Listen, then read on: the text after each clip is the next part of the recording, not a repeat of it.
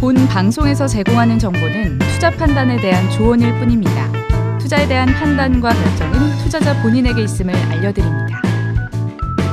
생각을 바꾸면 수익이 보인다. 역발상 투자의 문현진 멘토입니다. 오늘도 많은 종목들이 급등을 하고요. 많은 종목들이 급락하고 있는데 이런 과정 속에서 우리가 가야 할 길, 상한가에 들어간 종목들 체크해보면 답이 나올 것 같죠?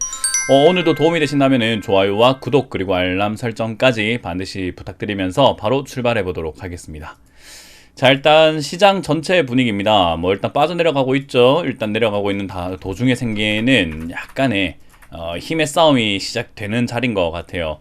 여기서 일단은 멈췄다라고 생각 한번 해볼 수 있는데, 이건 지난번에도 멈췄던 자리죠. 이 자리도 그렇고 여기도 그렇고 지금 올라오다가 살짝 버벅거렸긴 했는데 여기서 약간은 움직였고, 그리고 여기서 일단은 지지받을 수 있는 그런 흔적들이 좀 보이는 것 같아요.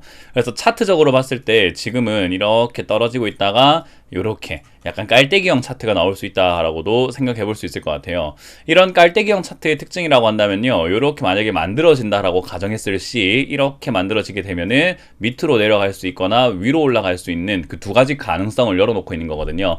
그래서 어떻게 보면 이제 방향성이 나온다라고 하는 거예요. 아마 지금 여기서 이렇게 반등이 나오고 다음 주 월요일까지 이런 식으로 상승세가 이어져 나간다라고 한다면 깔때기형 차트가 될 것 같고요. 그러면 추석 전후로 해서 방향성이 이 끝으로 가면 갈수록 나올 가능성이 높아지게 되니까 아마 다음 주에서 추석 지나고 난 다음이 위로 올라가거나 밑으로 내려가는 어떤 큰 변동성이 하나 나올 수 있겠죠. 그래서 일단 다음 주의 흐름까지가 좀 중요할 것 같아요. 오늘 여기서 하락을 멈출 것인가 멈추지 않을 것인가는 오늘 판단할 수 있는 게 아니에요. 캔들은 한 개가 아니라 두 개, 세 개 이렇게 연달아서 봤을 때 파악을 할 수 있는 거기 때문에요. 지금 이거 하나 캔들 띡 보고 하락을 멈췄다, 여기서 멎었다, 그러니까 지금은 매수 타이밍이다, 추가 매수 해야 된다, 그렇게 생각하는 거 거의 초보들이나 하는 생각이지, 여러분들이 조금은 고민을 하시고 이제 초보 딱지 떼야 되잖아요. 그렇다는 말은 이런 자리를 보면서 멈출 수도 있겠구나, 그러면 캔들 하나 두 개 정도 더 내놔봐라, 내가 그거 보고 판단을 해주지 라고 생각하면서 조금은 채통을 지켜야 된다라고 보시면 되겠습니다. 그래서 어찌됐든 지난번에도 이렇게 떨어지다가 보니까는 이렇게 십자가 형태가 만들어지면서 조금 하락을 멈추는가 싶었는데 멈추는 느낌이 바로 이어졌잖아요. 그런 것처럼 이번에도 저런 십자가 형태가 나오고 멈출 수 있는지는 월요일 돼야지 알 수 있을 것 같습니다. 어찌됐든 지금은 내려갈 것인지 멈출 것인지 아무것도 모르는 상태이기 때문에 경거망동해서는 안 되겠죠. 지금 내려갈 건지 멈출 건지도 모르는데 오늘 조금 멈춘다고 해서 매수, 또는 이거 내려가려고 하는 신호인 것 같아 매도, 그런 건 아니니까요. 그냥 여러분들이 지금까지 해왔던 것처럼 그냥 편안하게 계시면 될 것 같습니다. 자, 일단 여기서는 지수 더 봐야 의미가 없을 것 같다 생각이 들고요. 수급적인 부분에서 변화가 있는가라고 한다면은 변화 없어요. 그냥 외국인들 계속 매도하고 있는 거 말고는 딱히 없다라고 보면 되고요. 외국인들 팔 것이다, 들어올 이유가 없다라는 것은 제가 여러 번 설명해 드렸기 때문에 굳이 또 이야기할 필요는 없을 것 같네요. 코스닥 같은 경우도 이렇게 멈췄다라고 할 수 있는 그런 부분이 나왔는데, 여기는 올라가다가 내려가다가 다시 올라가려고 하는 건지 아니면은 이렇게 계단식으로 내려가려고 하는 건지 역시나 마찬가지로 오늘 알 수는 없습니다. 조금 더 시간을 좀 줘야 돼요. 캔들이 한 개, 두 개 이렇게 더 만들어짐에 따라서 우리가 확인할 수 있는 부분이니까요. 좀 더 여러분들도 여유를 가지고 시장을 지켜봐 줬으면 좋겠네요. 자, 일단 지금 급등하고 있는 종목들 역시나 이렇게 일성건설, 아모센스까지 두 종목이 보여지고요. 상한가 근처에 들어가 있는 종목들은요, 역시 자동차 관련주부터 해가지고 또 우리가 흔히 말할 수 있는 디스플레이 관련주, 그리고 애플카, 그리고 폴더블 폰, 스마트폰 이런 관련주들이 지금 뛰어오르고 있는 것 같아요. 이슈가 있기 때문이죠. 애플카하고 협약을 맺었네, 테슬라하고 계약을 맺었네, 그런 이야기들 많이 나오다 보니까 에코프로비엠도 지금은 상당히 큰 계약을 하나 따내고, 그리고 미국 공장 설립이 있다, 그런 이야기 때문에 급등하는 것 같아요. 그래서 이제 그런 쪽에 연관되어 있는 기업들이 다 같이 이렇게 올라가고 있는 모습과, 그리고 정치 테마들, 역시나 정치 테마들을 급등 같이 해주고 있는 그런 흐름이 나오지 않았나 싶네요. 어찌됐든 그런 여러가지 관련주들이 지금 움직이고 있다라고 볼 수가 있는 것 같고요. 그렇다고 해서 우리가 지금 이렇게 일시적인 테마인 거잖아요. 어떻게 보면은 산업이 전반적으로 간다든지 이런 지속 가능한 테마가 아니라 일시적인 테마다 보니까 여러분들이 함부로 이런 기업들을 지금 급등했다고 고점에 따라붙게 되면은 이거 탈출 안 됩니다. 제가 말씀드리지만은 탈출 안 될 거예요. 왜냐하면 일시적으로 급등했다라는 것은요, 다시 올라오기까지가 언젠지 모르는 그런 기약을 해야 되는 거예요. 그럼 내가 괜히 고점에 사가지고 물려버리게 되면요, 그거 진짜 기약 없는 기다림이 되거든요. 그렇게 몇 년 동안 고생하시는 분들 제가 많이 봤습니다. 이런 시장에서 이런 시기에 종목을 잡았기 때문이라 보시면 됩니다. 뭐 요 영상을 보고 계시는 분들 중에서 초보도 계시겠지만, 주식한 지 얼마 안 되신 분들도 계시겠지만, 조금 오래 했다 하시는 분들 중에서는요, 2017년 18년에 물려가지고 이제서야 겨우 본전 탈출하는 기업 종목들이 있을지도 모르겠네요. 그런 기업들이 바로 2017년 18년 고점장에서 잡주들이 뛰어오를 때 그 잡주를 잘못 잡아가지고 그런 일이 발생이 되었다라고 보시면 되겠죠. 자, 어쨌든 지금은 조심해야 된다라는 거 기억하시면 되겠고요. 10% 이하로 빠지고 있는, 급락하고 있는 기업도 4종목이나 되네요. TCC 스틸부터 해서 녹십자, 인스코비 이렇게 있고요. SJK 이런 거는 쳐다도 보지 마라고 말씀을 드렸죠. 요즘 제약바이오가 이렇게 급락하는 경우들이 조금씩 생기는 것 같아요. KPM테크나 텔콘 RF 제약, 그리고 녹십자 이런 것들이 갑자기 툭툭 떨어지기도 하는데, 역시나 반등이 좀 나왔던 기업들은 수익을 챙겨서 나가는 게 좋은데, 욕심이 과하면은 그게 잘 안 될 수 있습니다. 그래서 저는 욕심이 과하지 않는 것이 제일 중요한 덕목이다라고 설명해 드리고 싶고요.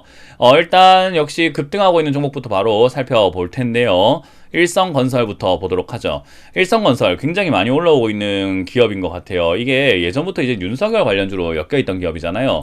그래서 윤석열 전 총장이 지금 이제 정치를 이렇게 하겠다라고 정치 세계에 나오시면서 재건축에 대한 이야기, 그리고 뭐 신도시 이런 이야기를 많이 하다 보니까 일성건설이 그런 건설주로 엮여가지고 올라오고 있습니다. 지금 이렇게 올라오는 이유가 딱히 찾아보니까 뉴스로 나오지는 않았어요. 그 말은 이제 윤석열 전 총장의 지지율이 왔다 갔다 하면서 그런 경선에서 승리할 것이다라는 기대감들이 있기 때문이지 않을까. 그리고 이제 그런 부분들, 요즘에 이제 국민의힘에서는 경선한다고 해서 압박 면접이라고 하는 그런 컨텐츠를 진행하고 있는 것 같아요.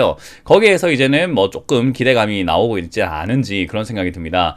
뭐 이렇게 급등을 해놓고 올라온 상태에서 생기는 이런 추가 상승이라고 했을 때요, 저는 여기가 끝물이다라고 생각을 한번 해볼 수 있을 것 같아요. 거래도 굉장히 많고, 이유도 없이 그걸 급등시켰다라는 것은요, 우리 흔히 말하는 불나방 매매하시는 분들이 여기에 딱 따라붙기 딱 좋거든요. 그래서 그런 분들이 딱 물리기 좋은 자리다.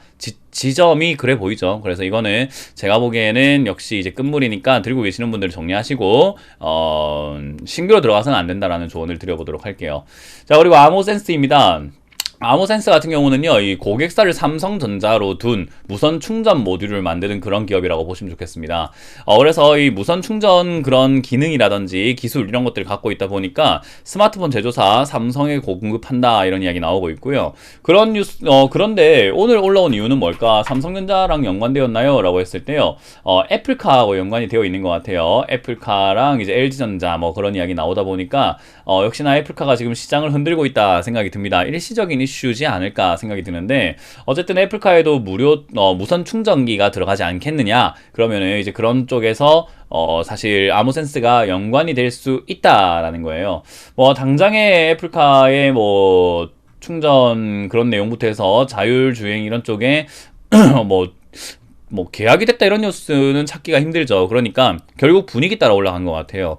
더군다나 이 기업은요, 1100만 주밖에 발행이 안 되어 있다 보니까 결국 어때요? 지분이 63% 정도가 묶여 있다는 것은 품절주잖아요. 그래서 급등시키기가 상당히 용이한 종목이었던 것 같습니다. 그래서 여기 있는 세력들이 역시나 쉽게 끌어올릴 수 있고, 쉽게 끌어올려서 사람들에게 꿈과 희망을 조금 자극시킬 수 있고, 조급함과 욕심을 만들 수 있기 때문에 물량을 넘기기가 상당히 좋지 않았나 싶네요. 그래서 이런 것들은 이제 작전이다 라고 생각이 들고요. 하나의 작전의 형태로 보시면 되겠죠. 그래서 이런 것들을 잡지 않는 것이 뭐 제일 안전하다라고 보시면 되겠습니다.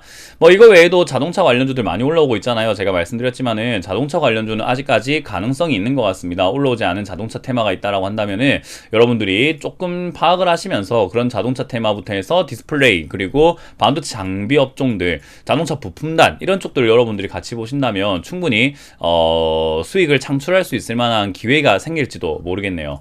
자, 그렇기 때문에 여러분들 아직까지는 뭐 늦지 않았습니다. 자동차 관련주들 잡을 수 있는 시기가 많이 남아있기 때문에 단타적인 매매를 원하시는 분들은 자동차 관련주를 잡아보시면 좋을 것 같고요. 그게 아니라 난 단타는 싫어요, 이 변동이 너무 심해가지고 싫어요 하신다면은 가지고 있는 종목에 조금 더 최선을 다하시면 좋을 것 같은데, 그 가지고 있는 종목의 업종이 저는 역시나 게임 관련주라든지 또는 우리가 흔히 말하는 음식료 관련주, 그런 쪽에 연관되어 있는 기업을 싸게 잡아놓고 실적이 좋은 기업을 잡아놨다라고 한다면은 걱정할 필요 없이 그냥 그거 가져가시면 되지 않을까. 그 종목으로 크게 수익을 내면 되니까 비중을 조금 크게 실을 수 있는 추가 매수 위치를 조금 기다려보는 게 좋지 않을까라는 조언을 드려볼 수 있을 것 같아요. 자, 어쨌든 지금 시장 조금 뭐 재미없죠. 그죠? 지친다라는 이야기도 많이 나오고 있는데, 예, 지칠 때 조금 떠나도 괜찮아요. 조금 떠나세요. 주식시장에서 자꾸 주식을 한다라고 하면은 뭔가를 자꾸 보고 뭔가를 자꾸 해야 된다 생각을 하시는 분들이 있는데, 안 해도 되고 안 봐도 됩니다. 그냥 주식은 이런 날도 있고 저런 날도 있는 거기 때문에 여러분들은 이런 시장 처음 느껴봤는지 모르겠지만요. 저는 지금까지 매매하면서 이런 시장을 정말 수두룩빽빽하게 만나봤어요. 그래서 사실 저는 별거 아닌데, 이 초보자분들이라든지 이런 시장이 왜 있지라고 생각하시는 분들 자꾸 이렇게 머릿속으로 혼란이 오는 것 같아요. 주식시장이 이렇게까지 재미가 없었나? 매번 사면 수익이 매일매일 날 것 같았는데 왜 이렇지? 그렇게 생각하시는 분들이 많은데요. 아닙니다. 그냥 이렇게 침체기라든지 비수기 같은 것도 매번 매 시기마다 있었던, 매년 있던 일이기 때문에 저는 여러분들께 말씀드리고 싶은 것은 이걸 적응하시던지, 적응이 안 되면 주식을 안 하는 게 맞다, 적금이 더 낫다라는 이야기를 해드리고 싶네요. 주식 시작하셨으면 끝을 봐야죠. 이런 시장도 적응을 해보시길 바라겠습니다. 자, 이렇게 마쳐보도록 하겠습니다. 지금까지 역발상 투자의 문현진 멘토였습니다. 고맙습니다.